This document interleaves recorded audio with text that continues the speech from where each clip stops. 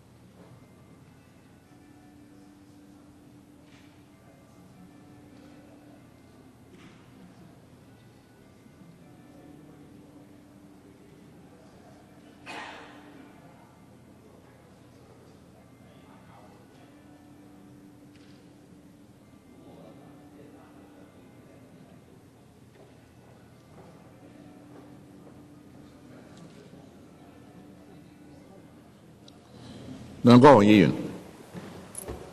Mr. Leung Kwok-hong. Thank you, Mr. Deputy. I oppose setting up the ITB. The reason is simple. First, there is no need for this bureau. It is just overseeing two departments or commissions. Well, can I clarify whether this is the ITB or the Trauma Bureau, so to speak? I would like a clarification. All right, I clarify. It's Innovation and Technology Bureau.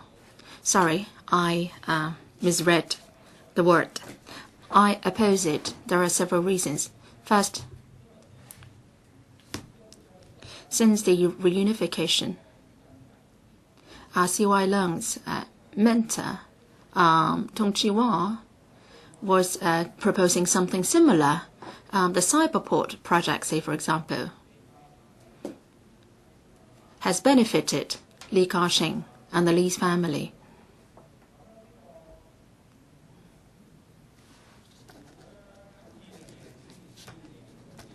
From 2005 to 2006, excluding finance, depreciation,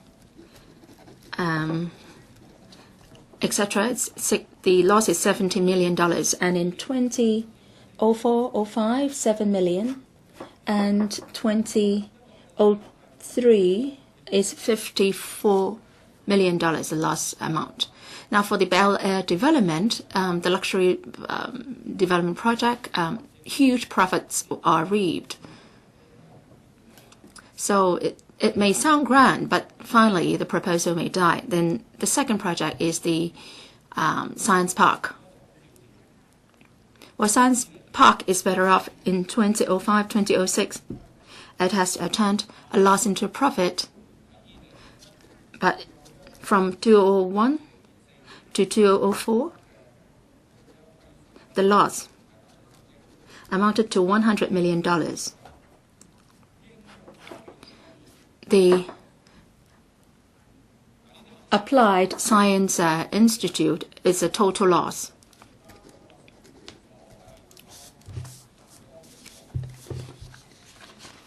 So these all should come under the ITB in the future.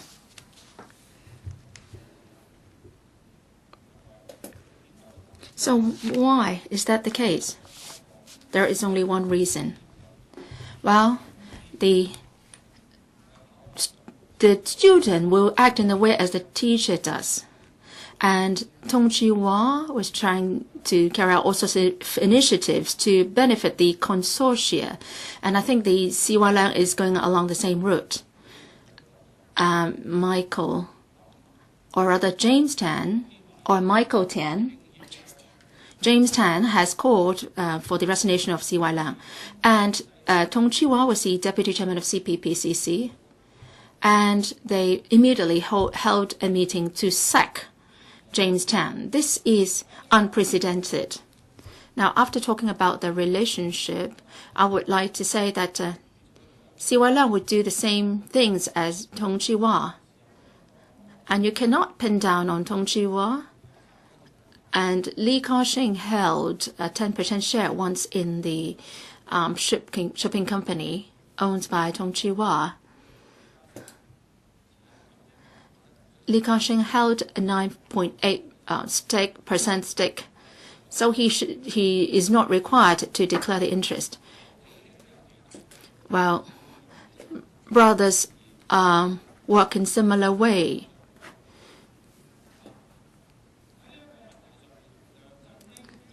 On this issue, C.Y. Leung was acting even bolder than Tung Chi-wan. He's outperformed his teacher. Mr. Greg So, you asked C.Y. Leung to issue a license to Hong Kong television, but he didn't do that.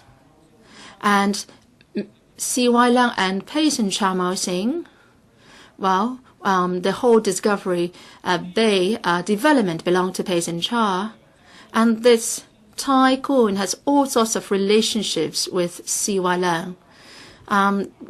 Such relationships could not be in the open. The DTZ Japan of C.Y. Leung's has business with Hong Kong Resort in Hong Kong, owned by Pt3, and they hold shares of each other's company. Pt3 is the head or one of the shareholders of ATV. And C.Y. Leung made the decision by himself on the free TV licenses, and he was disregarding Greg So's opinions. Now, we don't need a judicial review to reveal that. Well, you, Greg So, were appointed by him as the secretary, and you are his aide in a sense. But then, surprisingly, he didn't listen to your views. Now you understand it, because there is somebody called by the surname of Cha, and you are by the surname of So, so you have no place in his decision. So, and C.Y. didn't come here to explain the situation, and then he is asking Greg So, you to convince us. He is treating you like a piece of garbage, but then you are treating him in another way. And C.Y. Leung is proposing this bureau. This bureau is going to be useless. We try to model after London, Singapore, and Taiwan, but in these places there is no such bureau like what we are proposing now. So, Mr. So, isn't London a very successful city? Singapore also? And Taipei? Well, they are all successful. So how come that we should be different from them? How come that we should have a secretary to overlook this policy portfolio, and this secretary is only looking after 2 departments? So what he is trying to do is to set up a new bureau, and then he will kick you out, and you would not be the secretary for the new bureau. Is that right? Now you said the truth, and you boldly stated your views in the decision of the free TV license. So because of this, he is trying to kick you out. So I'm not going to give him the money.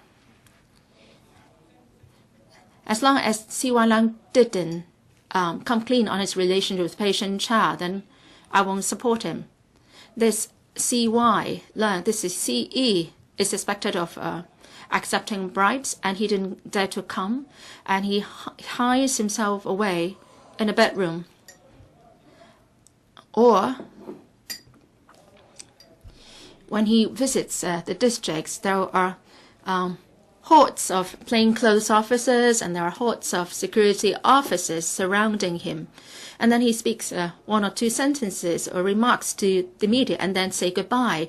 And the media, the journalists, are not to ask something extra on top of what he said. Elizabeth Court, well, you are the expert in this field. Well, has C.Y. Leung ever approached you? No. So this C.E. is hiding himself. And also UGL, same. I have to commend myself. I have made some stock taking of what I said. I've said 4 times Wind Track of British Virgin Islands, a registered company in there. The Wind Track, well, is on the right track, I would say, and it is making a lot of money, and it is a worldwide company. Now, I'm here, and he was standing there, and I asked him whether you are evading tax. No, he said, Mr. Leung, no, that's the usual practice of Hong Kong people. What is he talking about? We just have one CE, C.Y. Leung. The Wind Track worldwide, this company, nobody knows anything about it. It has been operating for a long time. And he said that he has put the shares in a trust. And do we learn the whole story when there is the case is taken to court? So UGL, together with the incident I mentioned before, CY Leung comes clean on these incidents, I will not support him in his proposal. Well, this is part of the manifesto of CY Leung. He's trying to do something what other countries are not doing. Singapore, London, and Taipei are not doing it. They are just having a commission to deal with such policy portfolios. Why do we have to have a bureau which is looking after just 2 departments? And then today that will be this will be the case, and tomorrow, and he will be the portfolio of that bureau will be extended to cover other areas, including Basin Char's business and the Australian company's business and so on. I can't give him the money in that case. It's easy to monitor a government, actually. If a CE is without integrity and he is coming up with a proposal which is unclear and which is not undertaken by other countries, then we should not be supporting it. Well, Tung Chee-hwa has proposed something similar and great losses are incurred. So I now appeal to CY Leung for the sake of Grexo. Please come here. Well, last time he said that there might be security problems, so he couldn't be here. So, Mr. Deputy, sometimes, well, you may see him at occasions like cocktail receptions and so on. Well, he is a cocktail reception CE, and he just appears at these cocktail receptions all the time. And he attends funerals also. And he attends all sorts of dinners and cocktail receptions. But then he refuses to come here to be monitored by us.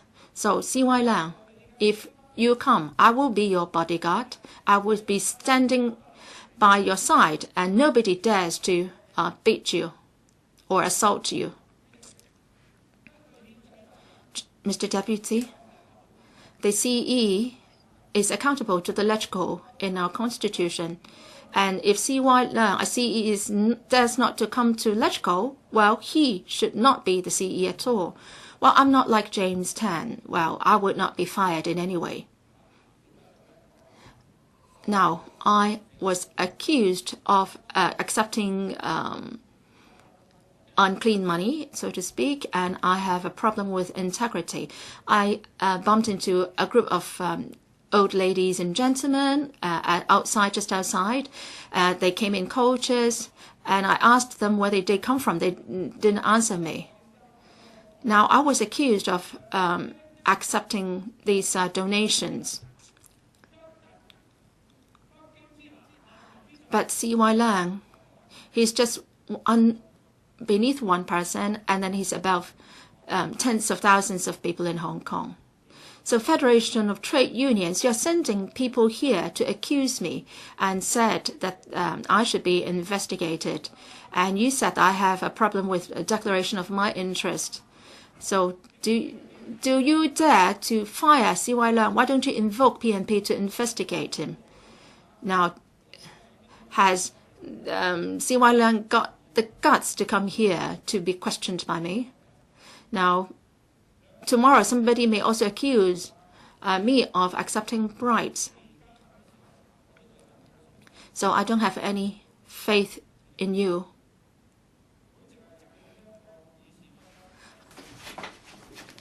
I would like to invoke ROP 41. In the LegCo meetings, those who stand up for speaking can move a motion without notice that the debate be now adjourned, and then thereupon the President shall propose a question on that motion. So because you are not clear-minded today, and so before CY Leung hands himself over in this, Mr. Leung Kwok Hong, you have already invoked 40(1) to adjourn the debate or the proceedings.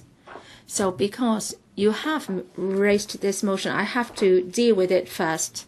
Please take your seat. I now put the motion to you is that and Chi-chuen Leung, based on Section 50A, Interpretation General Clauses Ordinance, the debate on this section, then invoke 41A, and then according to ROP 45, this motion should not be amended. Mr. Grexo, do you want to speak? Does any other member wish to speak? You have already spoken, you've already moved the motion, and you are not allowed to speak.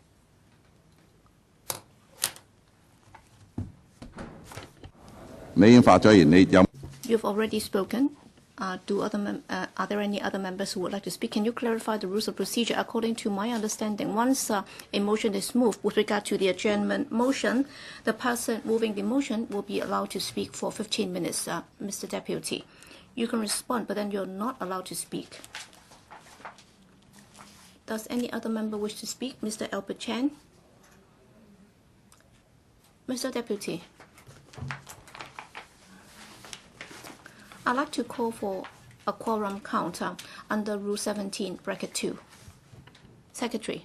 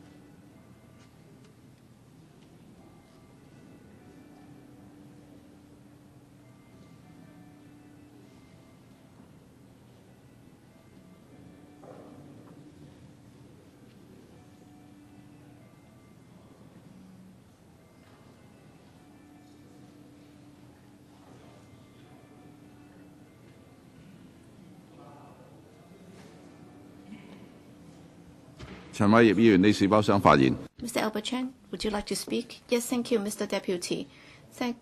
Mr. Deputy, you know me very well. That's why you know that I want to speak. The reason why I have to support Mr.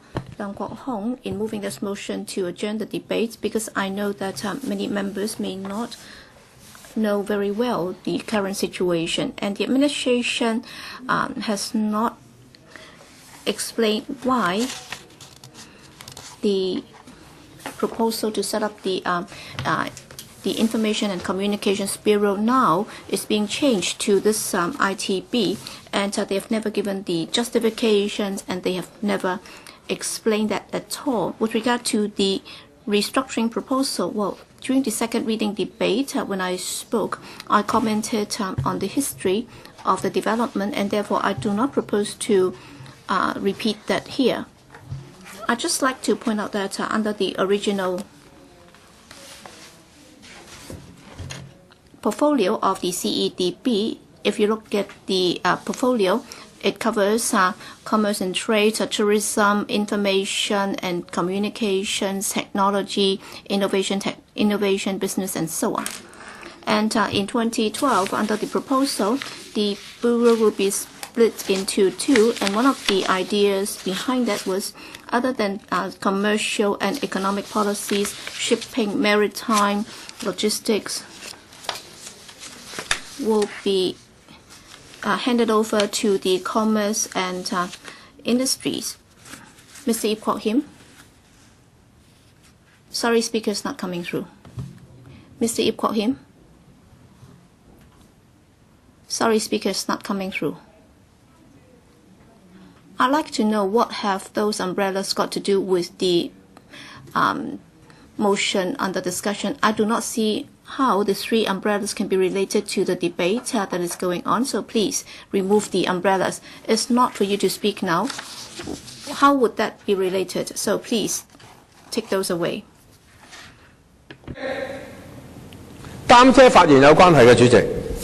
請你解釋你擔遮發言。因為咧，係啦，因為呢個政府家係任意妄為，將嗰個嘅政策話改就改，完全冇諮詢，係冇一個民主嘅程序。呢個雨傘呢個運動咧，就係要政府要承擔呢個責任，要還政於民。而家呢個議題係休會中止待續，係啦，唔係關係一個呢把遮嘅事。請你馬上。點解要休會咧？主席，你要俾我解釋嘅，主席。陳偉業議員，你要俾我解釋㗎。我聽咗你解釋，我未解釋完啊，主席。我未解釋完你就裁決啦，係嘛？點解呢個休會咧？因為個制度唔民主，我哋要用休會嘅方法要求重新呢個諮詢討論。如果個制度係好有民主嘅話咧，就無需要中止待續啊嘛，係嘛？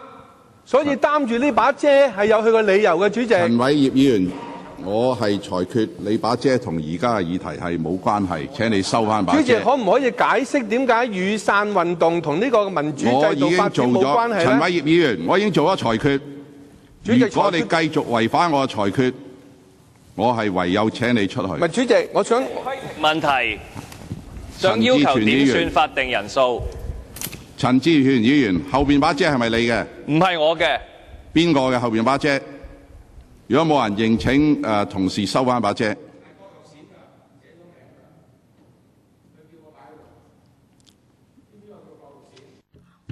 陳志全議員要求。Mr. Raymond Chan claims a division. Claims a quorum call.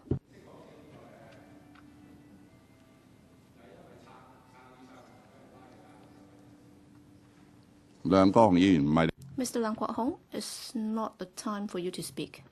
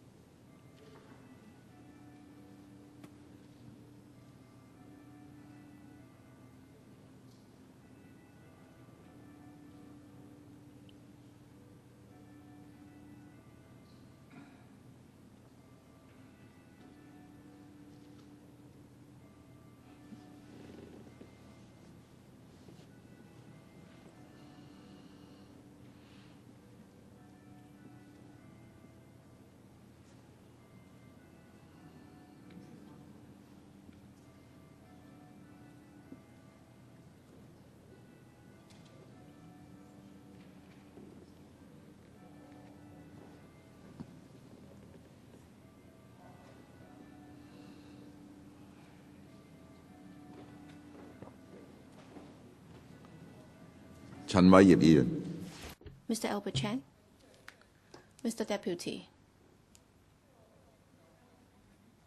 I was beginning to explain about the restructuring and also the change in 2012 and 2014. And the administration has never been able to come up with good justifications. All right, in 2012, when they asked for the splitting of the Bureau into two, they introduced this element of shipping, maritime, and aviation, logistics, and so on. Well, that's understandable because when you try to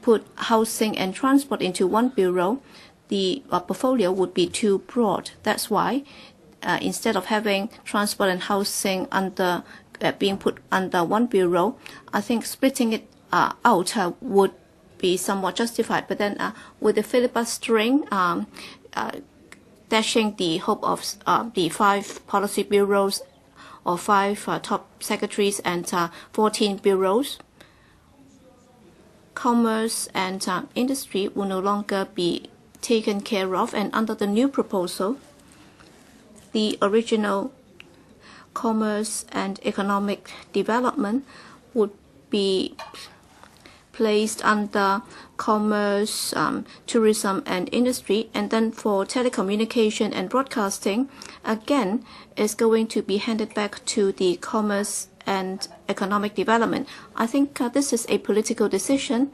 and I suspect that the original proposal to set up this information and technology or the T&C Bureau, that's because of the mistrust on the original minister, and that would also require some political skills. But then, as Mr. Greg So was brave enough in killing off the application by the HKTV and by rejecting the application for license by the HKTV,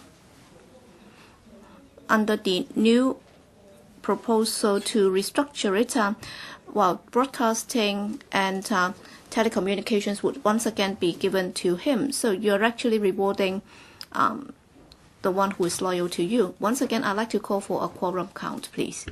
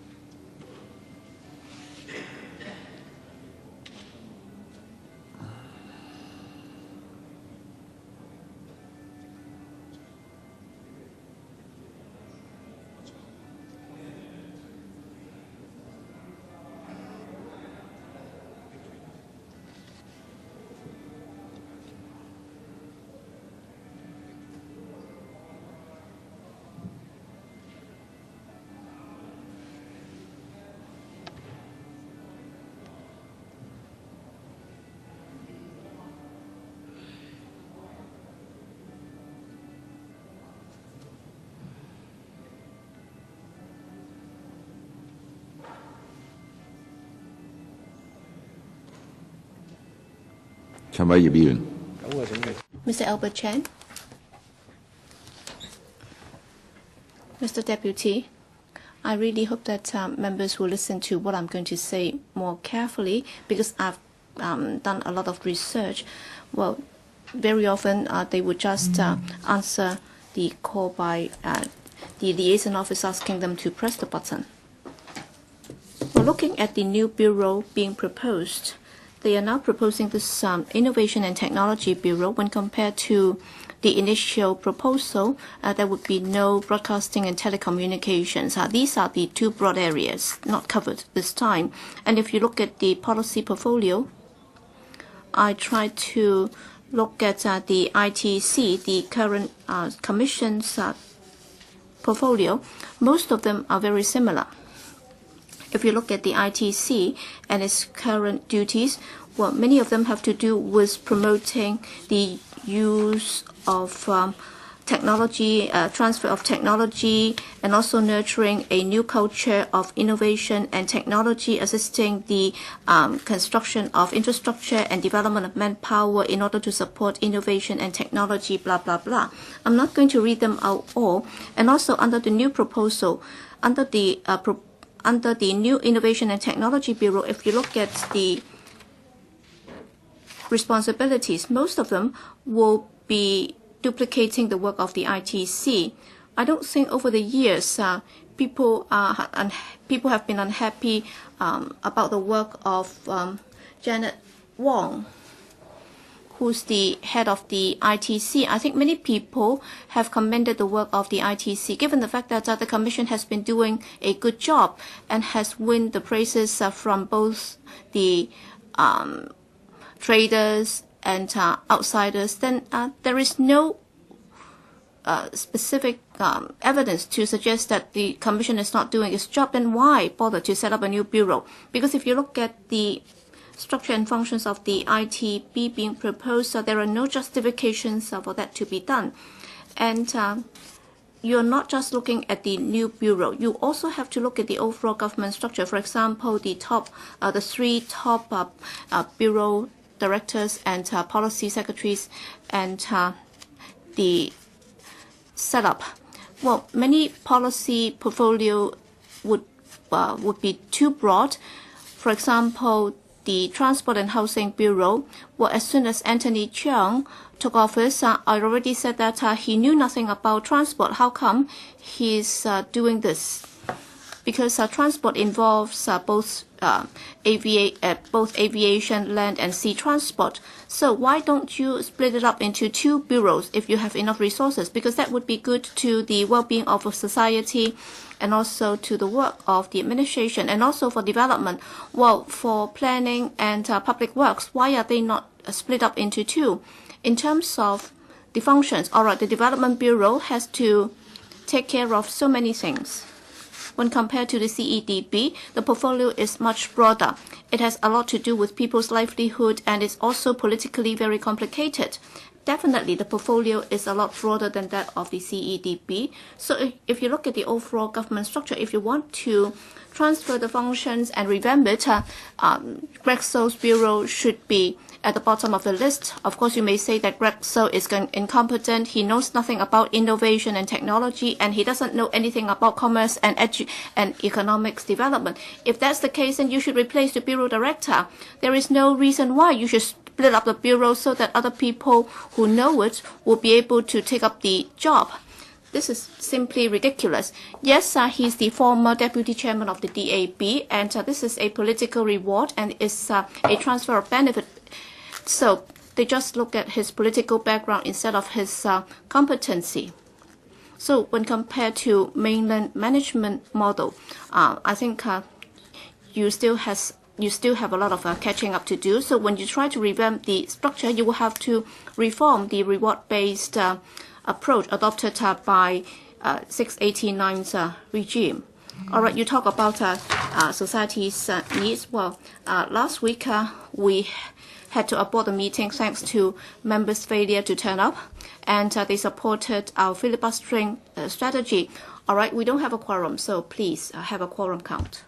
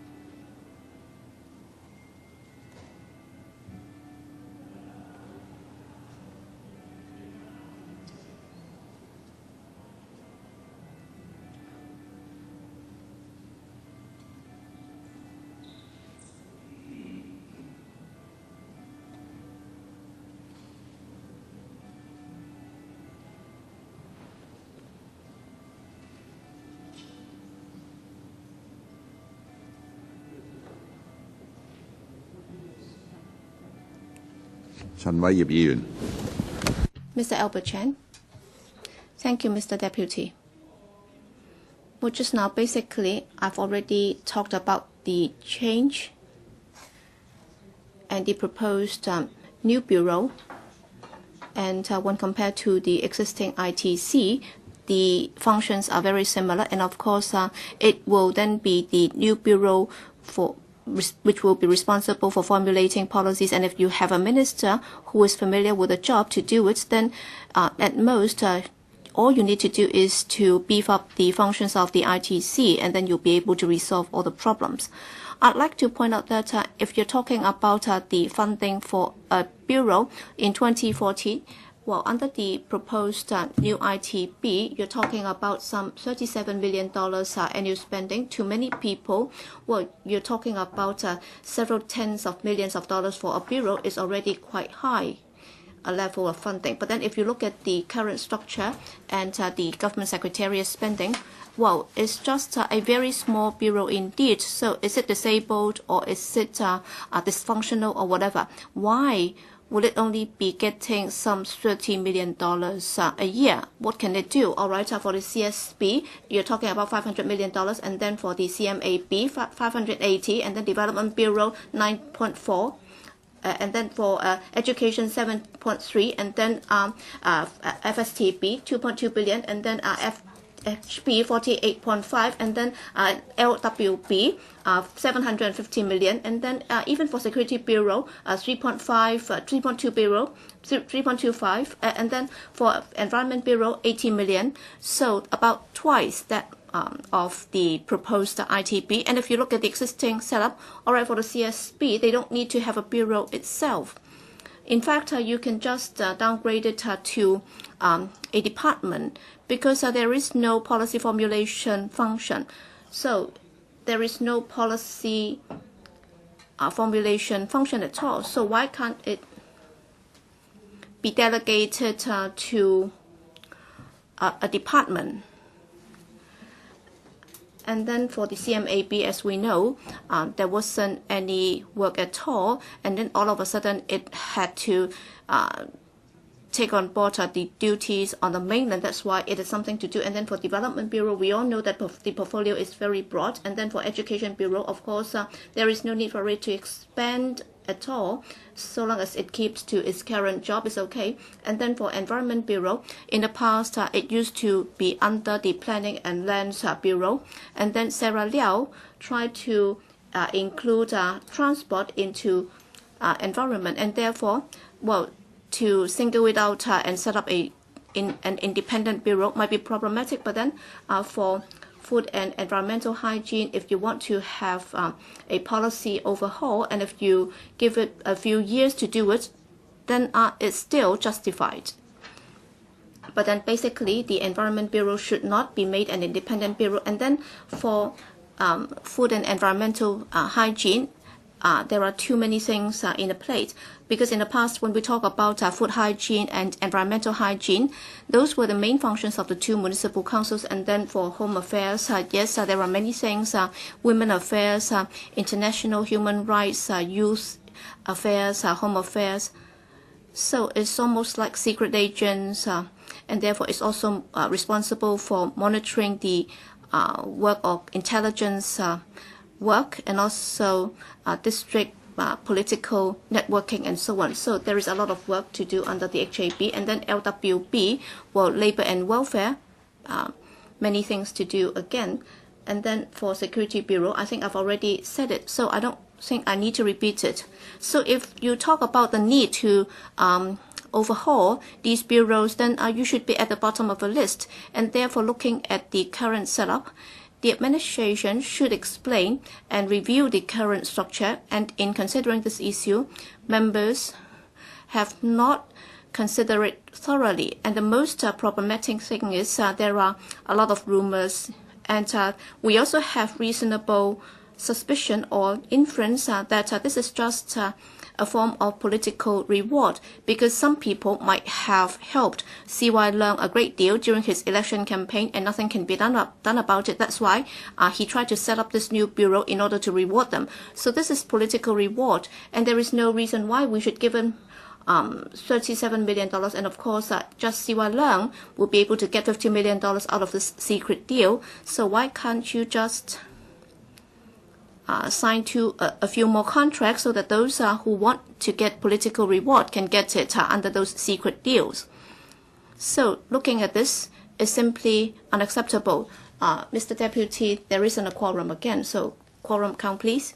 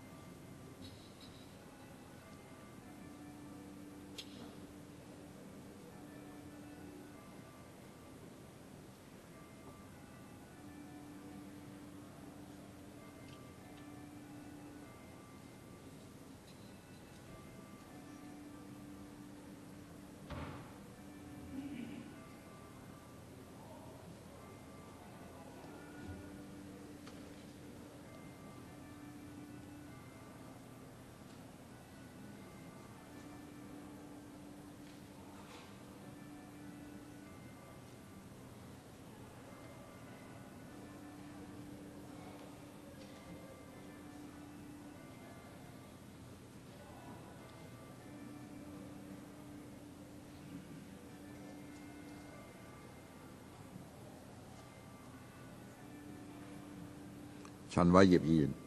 Mr. Albert Chan. Thank you, Chairman. I don't know how much more time I have.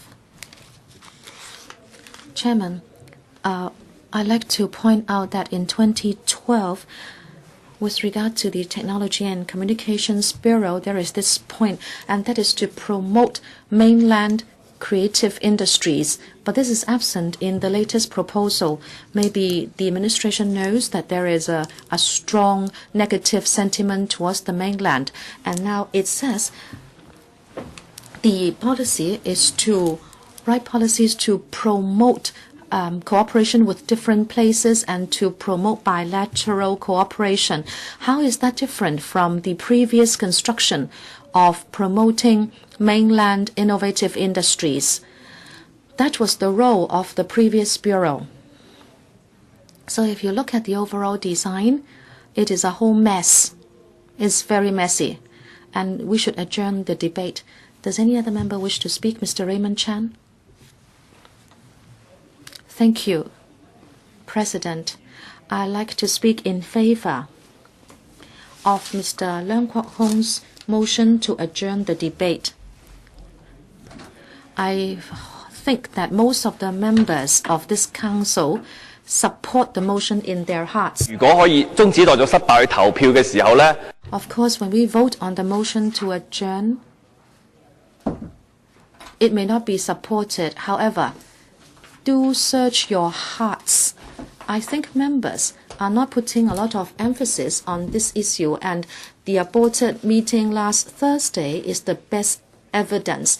If you really want this motion to be carried, you should have sat here all the time. And Mr. Albert Chan was able to call a quorum call for 5 times during his 15 minutes of speech. But now, members don't really listen to the debate. They have decided on their stance, and they would just press the button when the vote comes along. And as I said last Thursday, if you are really so concerned about this motion, you should have come back punctually. If you support the setting up of the IT Bureau, you should have been here to be ready to support the administration any time, or else you shouldn't be called the pro-establishment camp, because you will not be able to support the administration. So it shows that they are just paying lip service to the creation of the IT Bureau. In fact, they do not care. They just want to show that as long as it is not vetoed by my hands, that's all right. Last Thursday, the meeting was aborted, and the president was very irritated and angry, and members had to explain to the public. But if you look at Mr. Greg So, he has always kept his calm, because we all know that this resolution that we are debating, whether it is carried today or not, will not have any impact on the commencement date or the birth date of the IT Bureau, because what is most important is that sum of money, the $30-odd million. We don't know when it will be supported. As you know, the Finance Committee is having a traffic jam now, and Mr. So knows for sure that, in fact, there is no impact on him and his bureau. Does the Secretary really support the setting up of the ITB? Now, I'm not in a position to say whether he really supports the Bureau in his heart, or so-called restructuring of bureaus. Just now, members were asking whether Mr. So knows nothing about innovation and technology. Well, I dare not question that. Whether he knows anything about innovation or technology is one thing, and whether he wants to spend time on it is another. Like, there are 10 dishes in front of you, or you have to prepare 10 dishes. Maybe you devote more time on some and less on others. It's just natural. I'm not saying this is what is happening to Mr. Grexel, but maybe this is the reality. Mr. Albert Chan was trying to prove that the CED Bureau may be too bloated in structure, and it has too much on its plate, and he was comparing this bureau with other bureaus. But we don't know. The administration did not exactly tell us why they wanted to set up the IT Bureau. We asked many questions, but we did not get answers. Let's just look at the structure. Say if a house is too big, a company is too big, the chief executive officer may not be able to overlook everything. So restructuring is required. You may buy another house. You may need another chief executive officer, so the burden can be shared between two houses. But is that the case? The administration never came clean on that point. It never said whether there was a problem with the structure. At the panel, I questioned whether it was about workload. Now, workload is not the same as structure. Workload means whether people can take up all the tasks. Now, this goes back to Mr. So. Mr. So, is it that you are bursting at the seams, coping with your workload? But Mr. So did not say so. He did not say he could not cope and that there were too many things happening at the same time, so he had no time to attend to everything. Mr. So never said so. So if I need to do an assessment, I should ask the boss of Mr. Greg So, and that is the Financial Secretary, Mr. John Tsang. But again, Mr. John Tsang doesn't seem to be bent on giving birth to this IT bureau. He didn't say anything. He did not even mention it in his blog. It seems he's leaving it to fend for itself, whether it can be born or not. He doesn't really care a lot. I would really like to have an opportunity to be very honest with Mr. So. Do you want to be cut up? Would you like to be cut up like this? Some members argued that why broadcasting is not to be taken up. They say is an ugly business. We'll be talking about TV licensing, review of the broadcasting ordinance. These are complicated matters. But Mr. So, do you want that portfolio taken away from you? Or would you rather be just looking after commerce and industry? So would you like just to be watching over Mr. Andrew Wong, the CIT? Because now it is neither here nor there. Something is being moved over, other things are not. So I'm always asking this question. It's all right for you to be buying a new house. Miss Susie Ho, the entire CT branch can be moved over. Then you don't need to hire another PS. However, what is the problem? A point of order. Mr. Leung Kwok Hong, can I please ask for a quorum count under Rule 17, bracket 2? Thank you.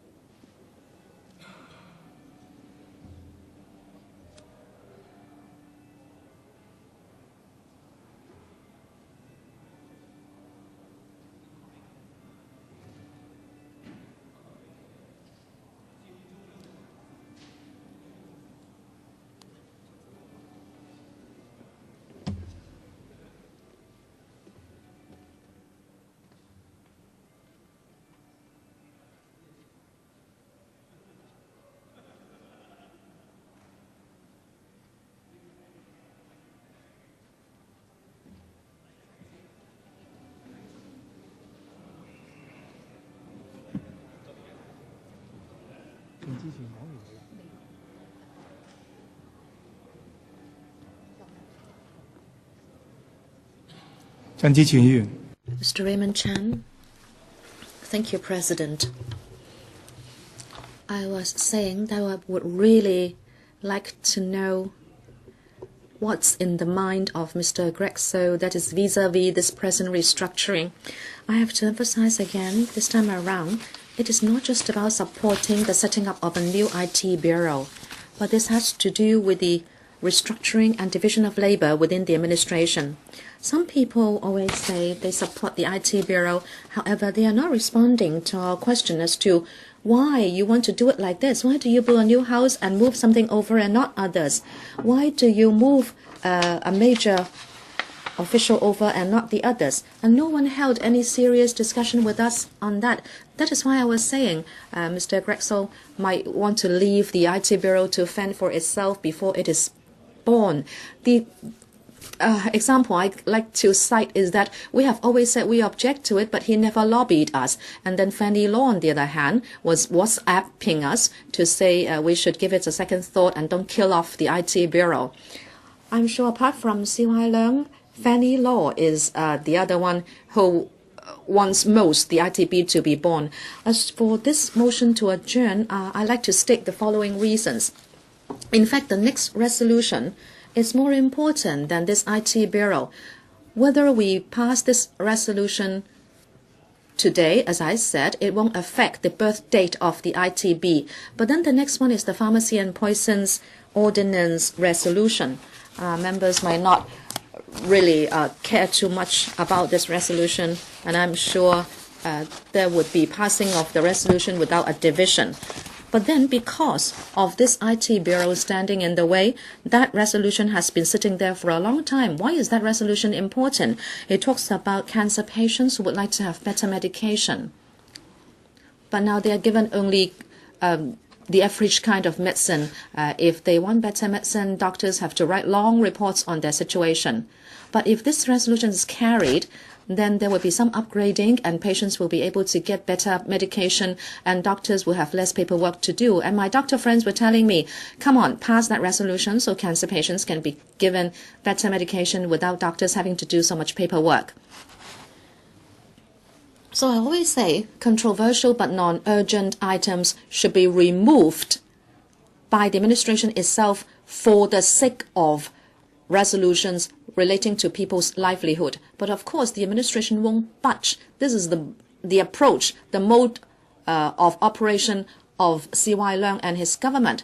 He knew that the Marriage Amendment Ordinance last time would be vetoed, but then he still wanted to barge it into this council's business, and he wouldn't withdraw it, and that is why we could only do something within the rules of procedure. So I'd like to thank Mr. Leung Kwok Hong again for moving this motion to adjourn so we can remove this resolution on the setting up of the IT Bureau. This time we are talking about restructuring of the administration or the government. But then within our mechanism, there is very little we can discuss because they are submitting this as a resolution. They are submitting a resolution to the Legislative Council, and therefore we could not even move any amendments to the structure. Say, for example, could I take broadcasting and creative industries and transfer them to the new bureau? We are not in a position to do that. I think this is what is tricky. Together with Mr. Albert Chan, we have come up with 32 amendments. Most of them are pathetic. We are changing the date. We are changing the name of the bureau.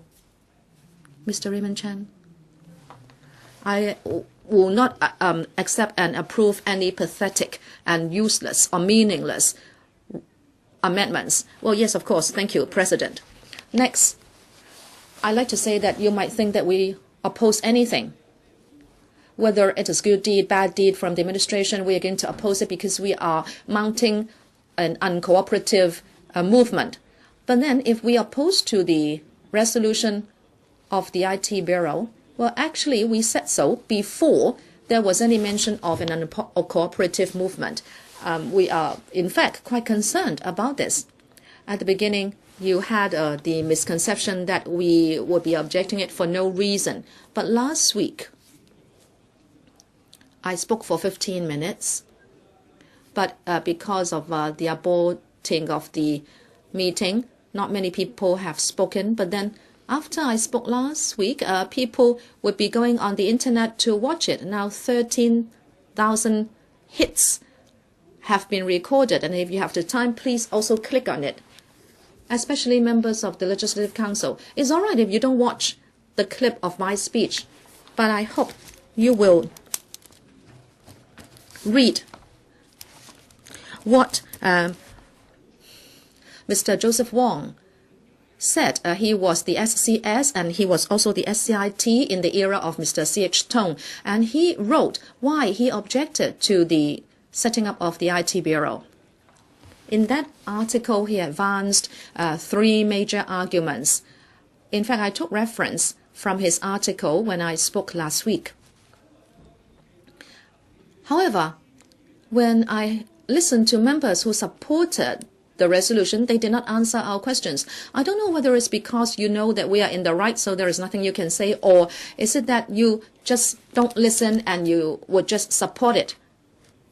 If the motion to adjourn will be carried, I hope you will really read the article of Mr. Joseph Wong and then maybe watch what I said last week. Because some people from the IT sector said that I had a point. They said that the administration was not answering my questions. Maybe they support IT development, but maybe it is not appropriate to have this restructuring. The 3 major considerations are that you don't need a new bureau. I won't repeat everything. Number 2, why is it that things that have to do with the creative industries and innovation and technology would move? Why don't you move them over to the IT Bureau, including broadcasting and also TV licensing? And talking about creative industries, let us say Create Hong Kong, supporting Hong Kong film production, animation, comics, fashion, all that would remain with the existing bureau and not be moved to the new bureau. No one was able to answer that.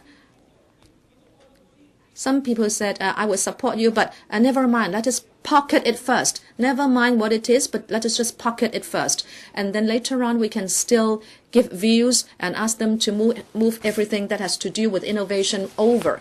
But what is most important is the third one. If you don't have time, just watch the last 3 minutes of my speech. And that is, in our view, C.Y. Leung is not really talking about innovation and technology. We could see how he objected to licensing Hong Kong television. Just now, Mr. Deputy said that opening up an umbrella has nothing to do with this issue. But I say there is a relation. This umbrella movement has as its immediate cause the constitutional development. But remember, over 100,000 people objected to national education and the denial of a license for Hong Kong TV.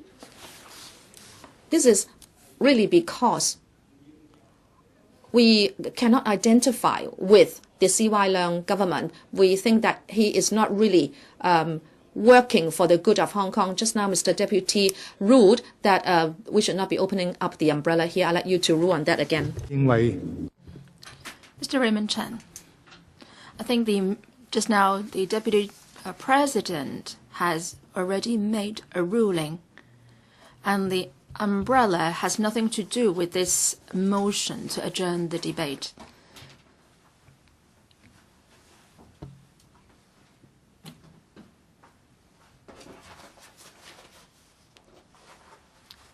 Call for quorum.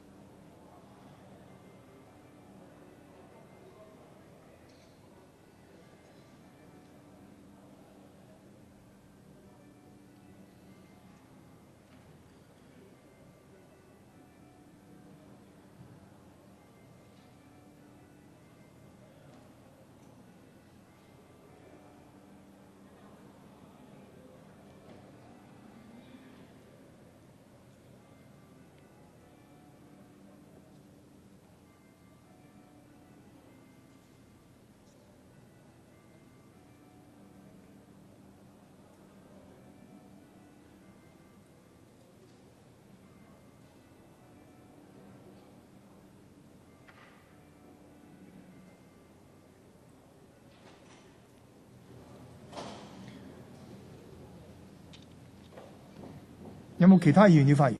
Does any other member wish to speak?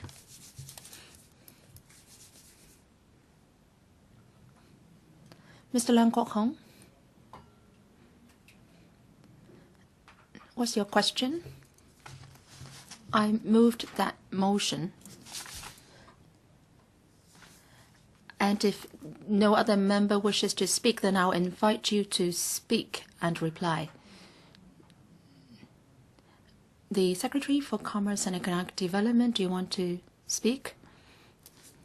Mr. Wu Chi-wai. Thank you, President. I speak in support of the motion moved by Mr. Leung Kwok Hong to adjourn the debate. I recall that last week, members spoke about how important it is to establish the ITB, but we didn't really seriously consider what the future policies would be. If we don't have an innovation and technology policy, how will this ITB take forward its work, and whether we can really achieve the objective of promoting innovation and technology? This is much to be queried. We all know that when we talk about innovation and technology, we often cite the examples of Singapore and South Korea, the development of the creative industries there. And we said that the creative industries are booming and they can be economic drivers to develop a multi or diversified economy in these places. Well, do we have such a policy under this proposed bill? We don't see any reply from the government. In our discussions within the panel and also from the paper submitted by the government, we can see that the ITB is just trying to have the ITC and the OGCIG combined and then subsume them under the ITB, what they originally belonged to the CETB, and then the ITB will be headed by a secretary who is on a same level as the Mr. Greg So. He will provide high-level steer, so to speak. Do we need this kind of high-level steer? Is it the case that under Mr. So's leadership that the high-level steer can still be achieved? It seems that the government is shying away from answering the question. Now, if we adjourn the debate this time, we will leave more time for the secretary to take seriously or answer seriously the question. If we look through the paper on the ITB, we see that the most important task is of the ITB is to have high-level and dedicated steer, and in breadth and depth, they will try to have more policy support in these two dimensions in terms of promoting innovation and technology. Now, in the discussion at the panel, the government said that the new bureau will give full support to the promotion or development of creative industries. Well, we know that creative industries should be discussed together with innovation. The two are closely linked. Now, if it is just because you don't have adequate experts in your bureau to support your work in this policy area, all we need to do is to just create another PS post to deal with the innovation and technology portfolio under you and to lead the ITC and the OGCIO. I think that can be achieved with this approach. And not only that, these different policy bureaus can be well coordinated. But then you chose not to go down that route. So you must give us a clear explanation on what work the ITB will be doing. What innovative ideas do you have?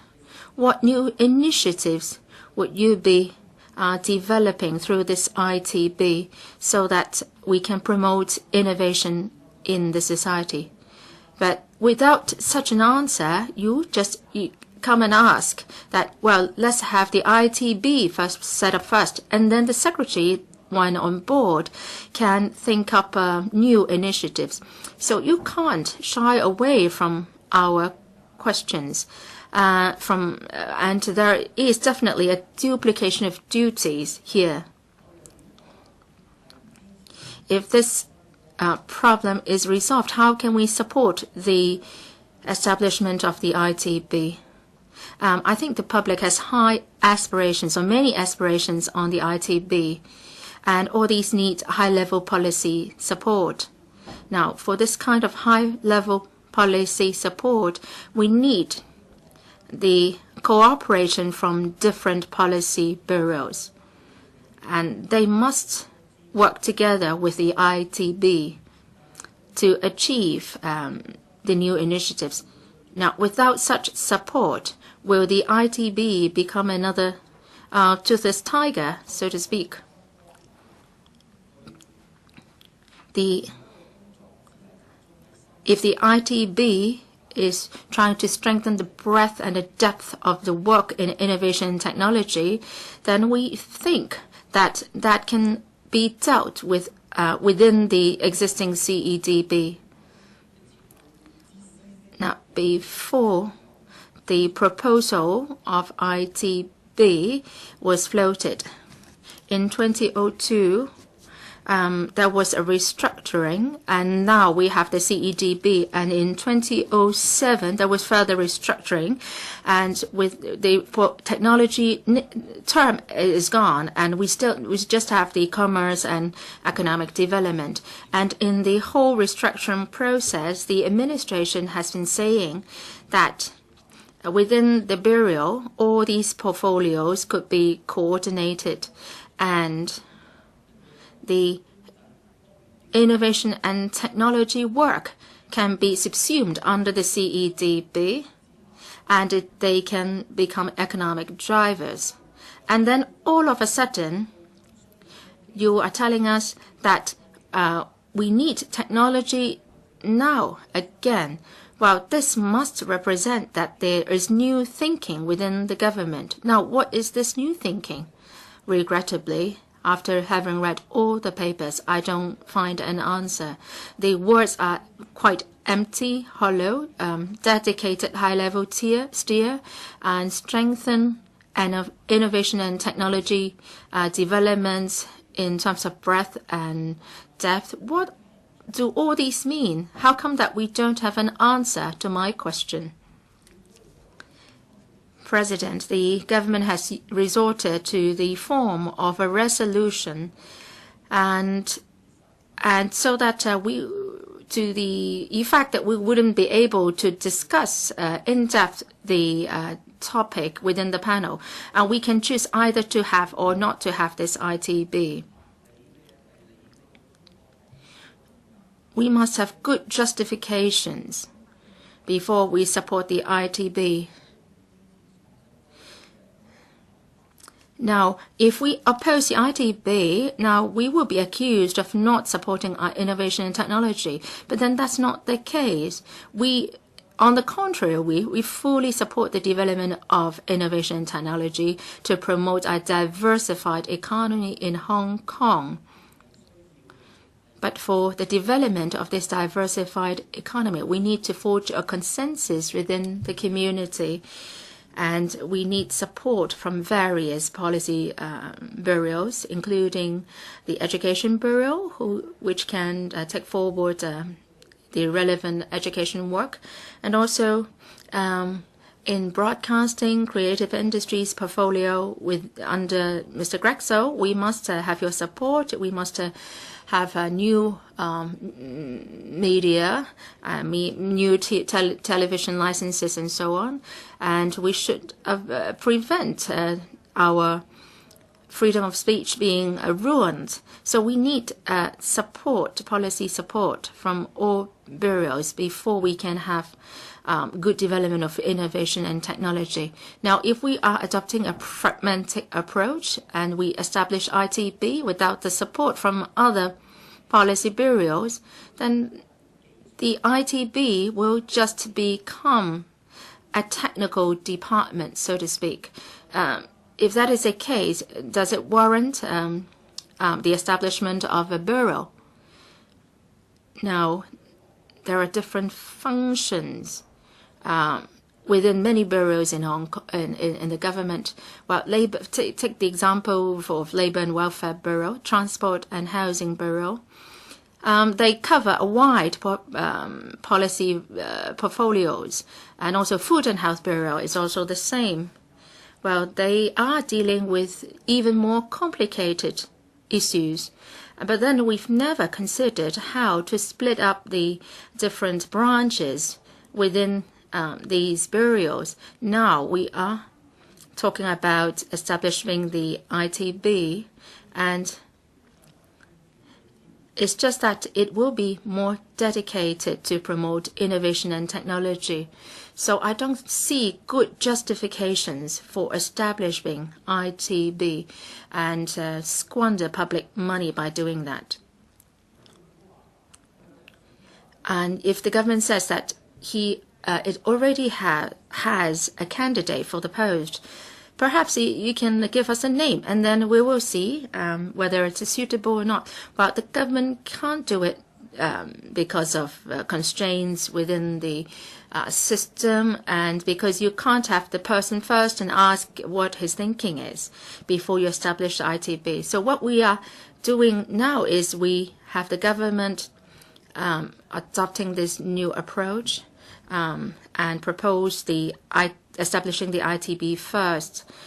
President, I hope that through the adjournment of the debate on this motion, I hope that the administration will be allowed time to give us a clearer picture on what ITB is all about, and the government can provide more information to the community as to what it is, what ITB will do. Well, if we just have the name and we don't know what it will do, then that's not good enough. And the vision of the ITB is open to all sorts of queries by the public.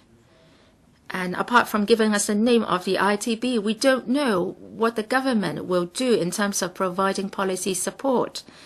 Or should we again leave it to the Mrs. Carrie Lam to coordinate the different policy bureaus related to the ITB, and then we can achieve the objective of developing innovation and technology. So I think this is very important.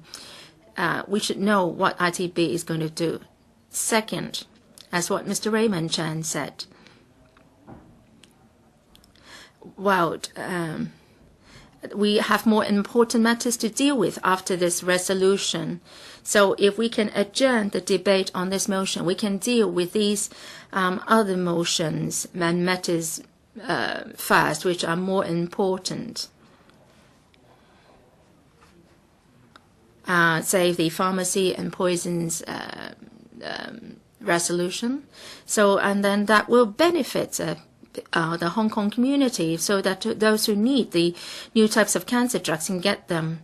Now, we are not proceeding with important issues. Rather, we are trying to get entangled in this ITB business.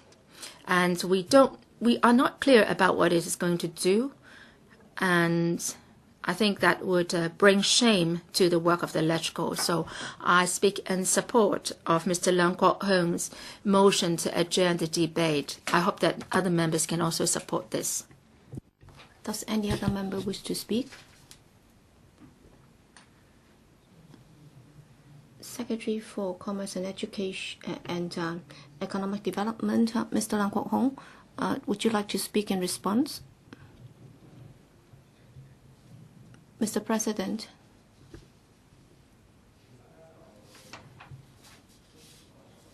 In fact, by adjournment, it means that it will be adjourned and resumed. So it doesn't mean that it will not be discussed again. The reason why I want it to be adjourned so that we can discuss it later, I've already given several reasons. First, this Innovation and Technology Bureau is the baby of Mr. C.Y. Leung, because at the time when he ran for the chief executive election, he already promised that he would be doing this.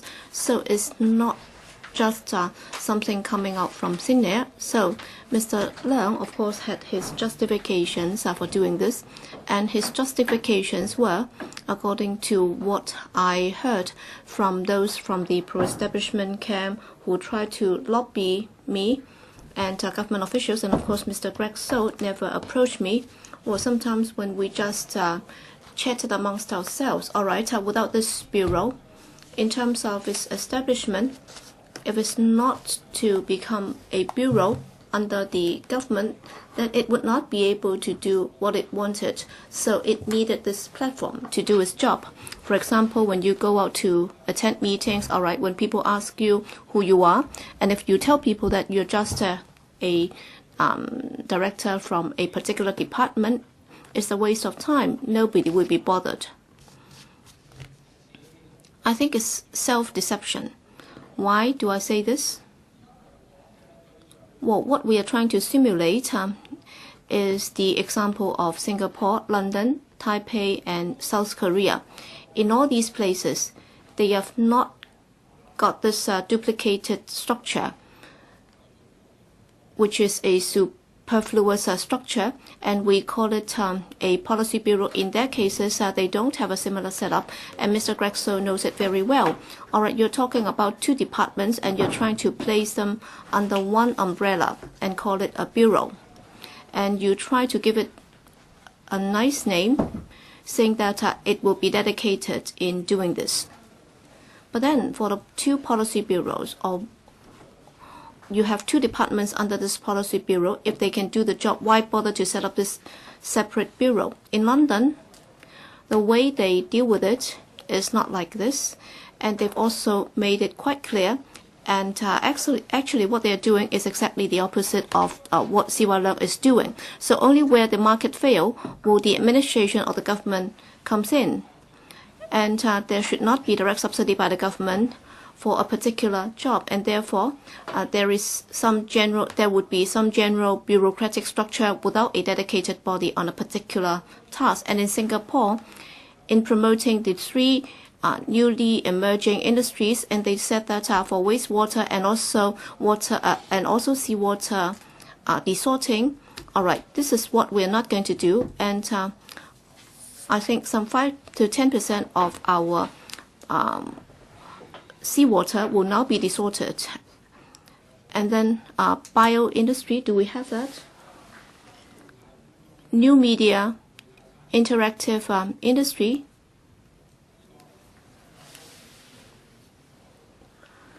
Well, in Singapore, that's their strategy in dealing with innovation.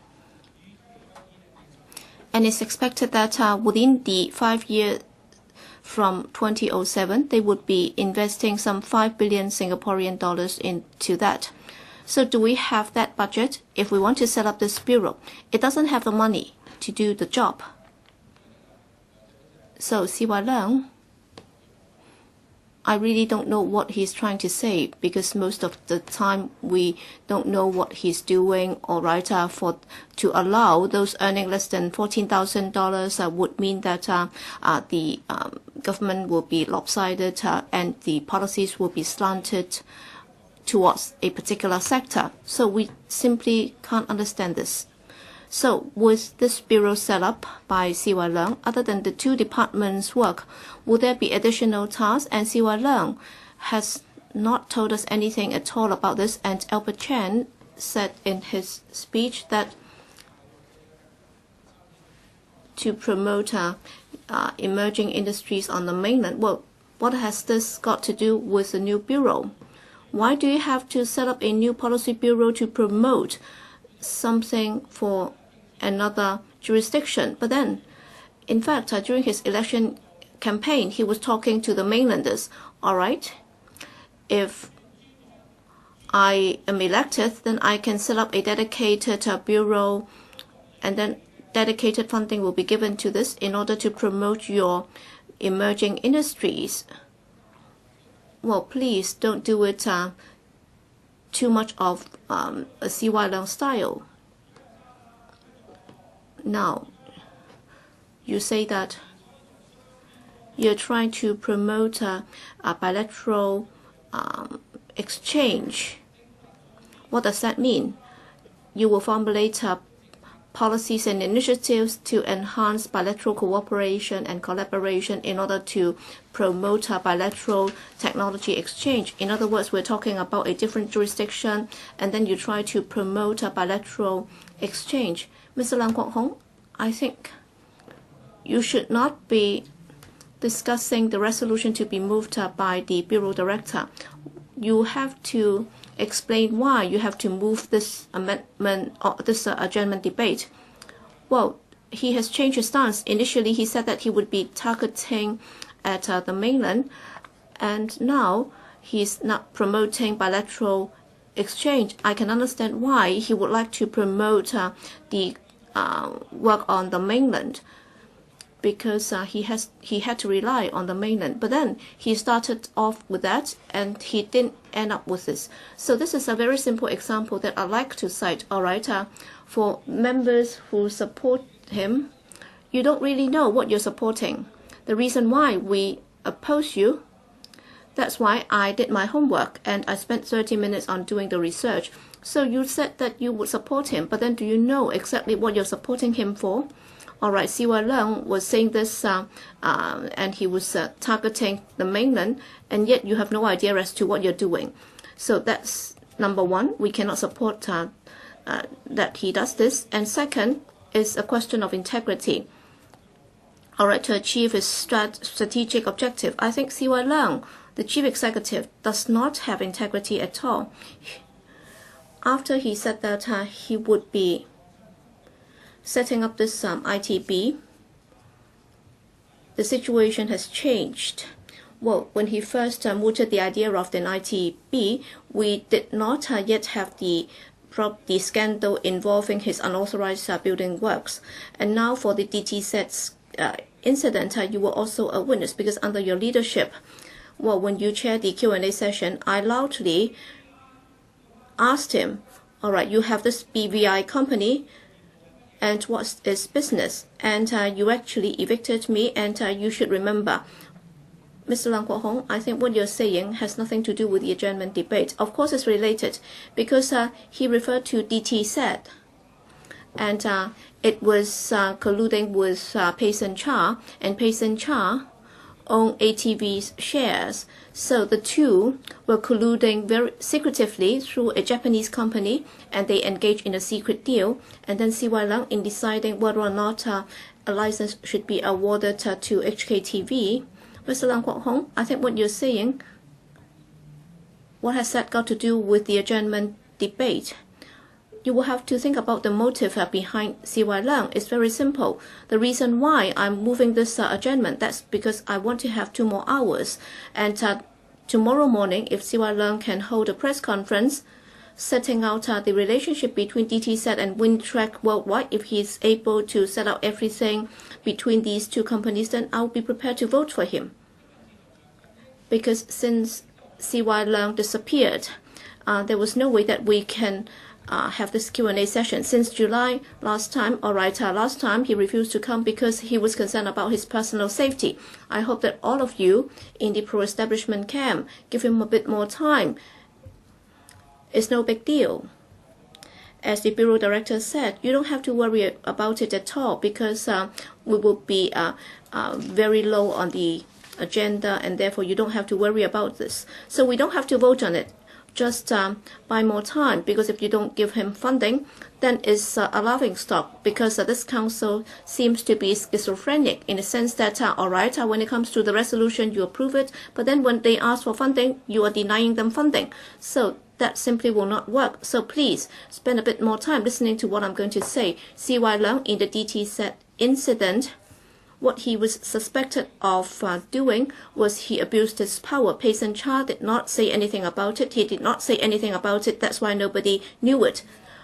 All right, if he had said it, then it might not have been a problem. But then if he had been fair, and then Payson Cha, whether or not there was any interest involved, if there's no transfer of interest or benefit, well, in determining whether or not the license should be given to ATV or whether or not Hong Kong TV should be kicked out, well, he had never thought about this guy called Cha. And it's just Mr. So who was suggesting that HKTV should not be granted a license. So it's because of Greg So, who's incompetent. That's why he rejected the proposal from Greg So and the entire Executive Council. So long as he can prove it, it's okay. You can't just sweep everything under the carpet. You cannot just shy away from this, thinking that you'll be able to do whatever you want. It's a waste of time. Everything is now exposed. So, Bureau Director, I try to vindicate you. So that's one of the reasons. Second is about the UGL incident. It's the same. All right, it's really scandalous. Well, you were the one who kicked me out. I asked him about the BVI company. I asked about the details, and up till now, up to this day, he's reluctant to give us the details. All right, the whole thing has been exposed. All right, you're trying to hide. You're trying to dodge the issue. Mr. Lam Kwok Hong, Mr. Ip Kok Him, up till now, I still have no idea as to why this has to do with the adjournment debate. Please make a ruling. Mr. Lam Kwok Hong, please speak on the subject. I think the justifications are very clear. It's only Mr. Ip Kok Him who is not able to understand it. So my motion is an adjournment debate. I'm trying to buy time because C.Y. Leung, he said that he was concerned about his safety. That's why he didn't come, and he was not able to respond to my allegation. So next time when he comes, we'll be able to vote on it. And because we don't know whether or not the chief executive is guilty or not, and if he's able to come clean, then of course he'll be vindicated, and we can vote for him. But then I suspect that there is a transfer of interest, and there is also a conflict of interest. That's why in his policy manifesto, the proposal to set up a bureau is problematic, and there are no justifications for that. And I suspect that the C is doing this for transfer of benefit, or he is trying to transfer benefit to Payson Cha, or he's doing this because of the deal with UGL. All right, it's okay for C.Y. Leung to explain it, but then we have no way to locate him. All right, you're trying to curry favor from him. It's okay. But then my justification is this. Ip Kok Him, are you able to speak on C.Y. Leung's behalf? All right, for the allegations that I just level against him, can you say that they are groundless? If you're able to say this, then you can say that it's not related to the subject, or else just shut up. Nobody is able to answer those questions. Secondly, Mr. Albert Chan, well, I'd like to allow Mr. Lam Kwok Hong to take a break, so please have a quorum count.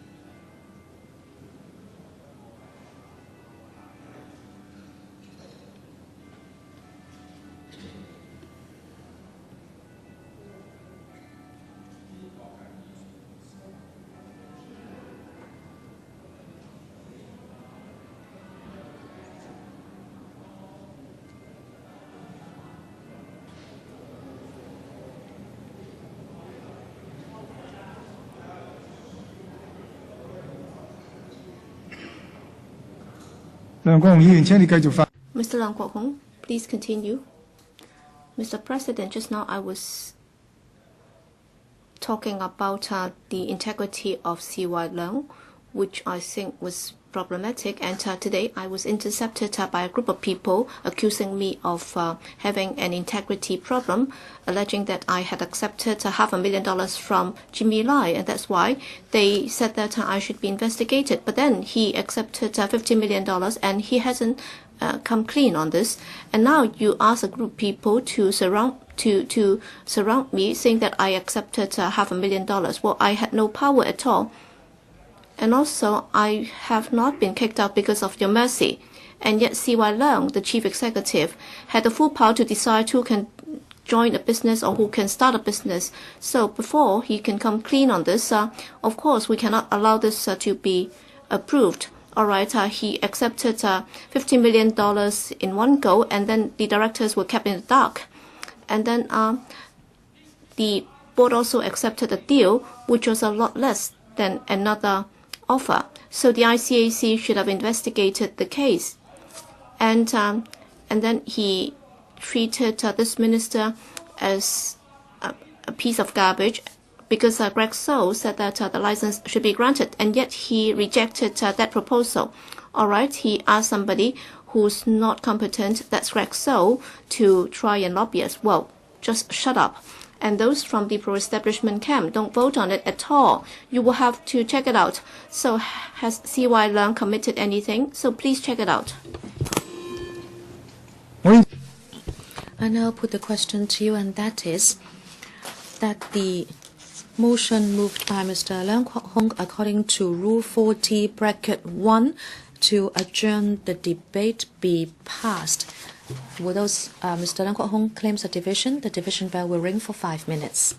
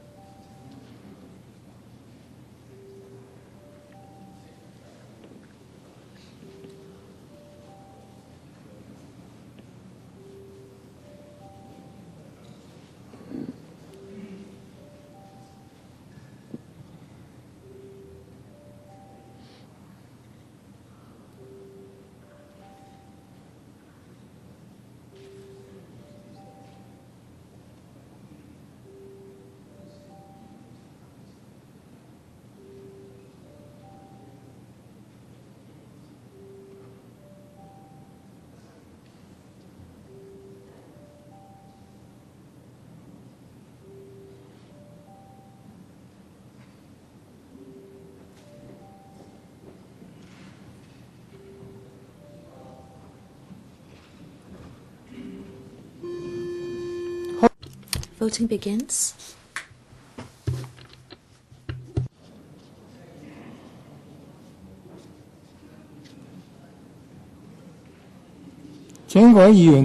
Members, please check your votes. If there are no questions, voting is closed and the results are displayed. From FC's 26 present, 3 for, 23 against, no abstentions. From GC's 20 present, 7 for, 12 against, no abstentions. The motion has not been agreed by a majority of each of the two groups of members present. I declare the motion negatived. The Council will